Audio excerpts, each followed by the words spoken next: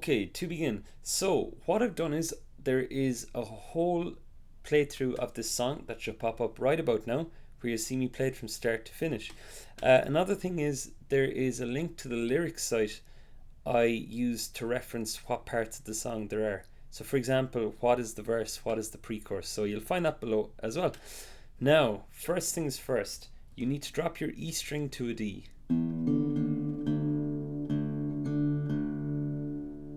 And before you turn off the video and go, geez, how do I do that? There is a link below to a good lesson on YouTube on how to do that. So if you want to do that, come back here. Or if you know how to do it already, we'll get into it. So here we go.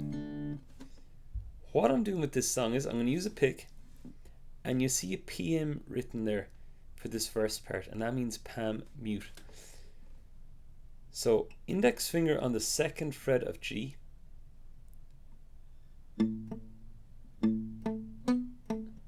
and to Pam mute we're going to pick all downs, and we're going to keep our Pam close to the bridge for anybody unfamiliar with Pam muting. If you're too close, it'll sound like this. You want to move it right out over the edge.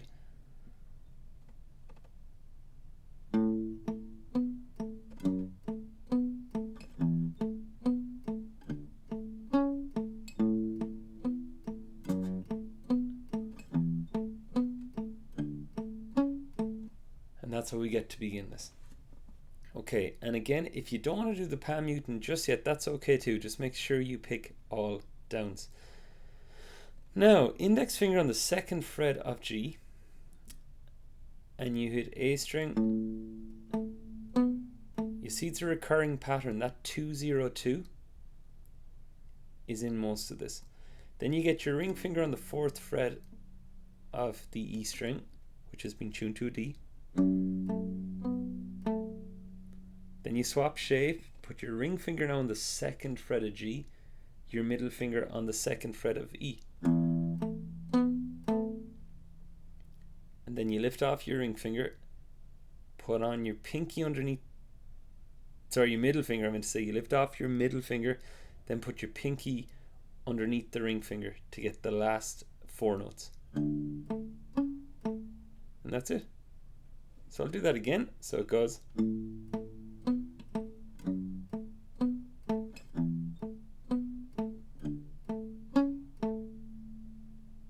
And you see we do that 4 times for the verse. Now the next part we're going to get into, and by the way, notice the rhythm, it's very straightforward on this part anyways. Then on the pre-chorus, it goes like this. Index again on the 2. You can keep Pam muting. And in the next bar, get your ring finger on the 4th fret of D and go. Okay, that's pretty straightforward. That 2 and 0 is all over it.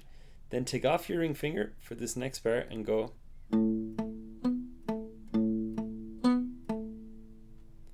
And then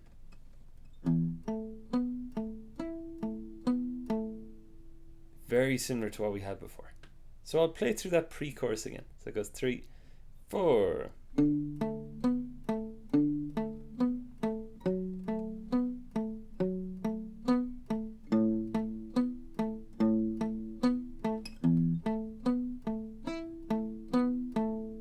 Alright, so, and of course, any questions at any stage, post a comment below.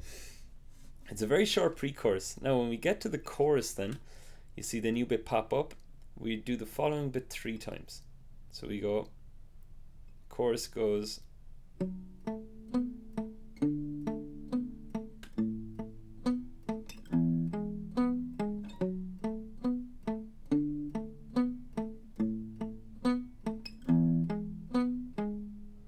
Right, so again, those first few will be familiar from the previous bits. 2, 4, 2 and 0. That's fine. Now just the last bit to watch is this 2. And then we've 1 on the G string, 0, 1. You do that 3 times, all of those 2 bars. And then to finish off this round you go. Then you stop. Well, that's the way to break my And that was all the chorus. And again, just to emphasize that, just check out the cover I've done of it, and you see all these parts being played along with it. So you'll see exactly where they fit in, because I want to make this as concise as possible. So post-chorus then. Post-chorus are getting popular. This is where the rhythm gets interesting. You have 3 4s here, and I'm flattening my ring finger to get them. I'll play it first, so I'll go 3 4.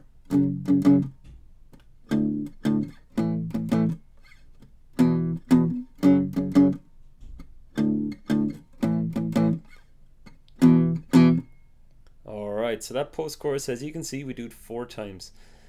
Now, the rhythm will go as follows. You could follow that by ear, or you could go 1, E, and A. So I'm hitting it on 1, then and A. 1, E, and A. 3, like that. Okay, so then do the same thing here.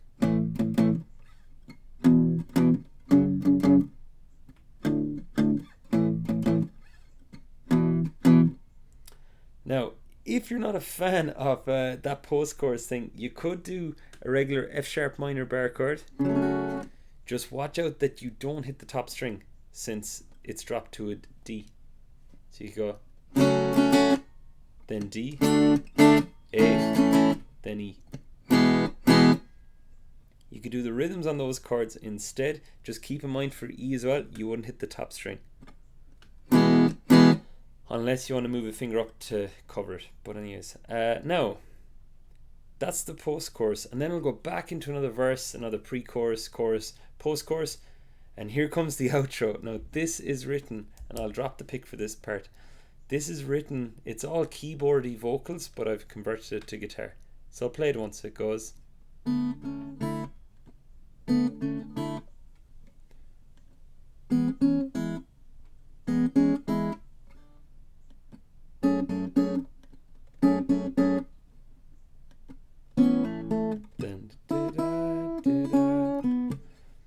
Alright, so that outro, let's take a look at this. So it goes as follows. So it goes middle finger on the 2nd fret of G, and I'm hitting E string, G and B. Let's hit those together, and note that that B string note will change to a 2. It goes 0, then you put on your ring finger for the 2, and then finally hit the thin E string, G and D. So you go,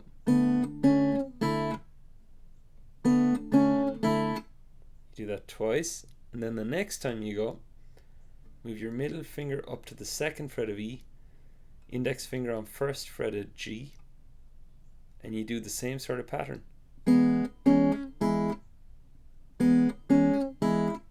All together we get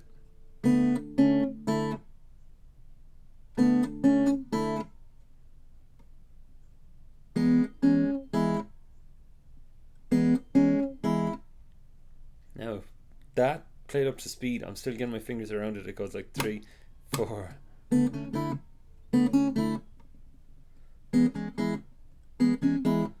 Then now this next chord, pinky on 4th fret of E, wrap your index across the 2nd fret, that will cover the 2 and the 2, then get your ring finger up to the E string at the top.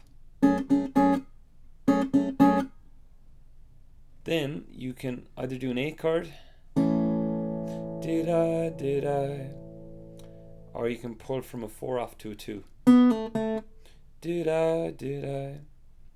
Alright, so that's your outro. Again, just check the info tabs above or the description below for the full-on cover of all these parts being played along with the original recording. But that's all of them covered. Any questions, post comment below. I'll be happy to answer. And as always, just take it slow and steady and you'll get there. Alright, thanks for watching. Don't forget to sub. Catch you soon.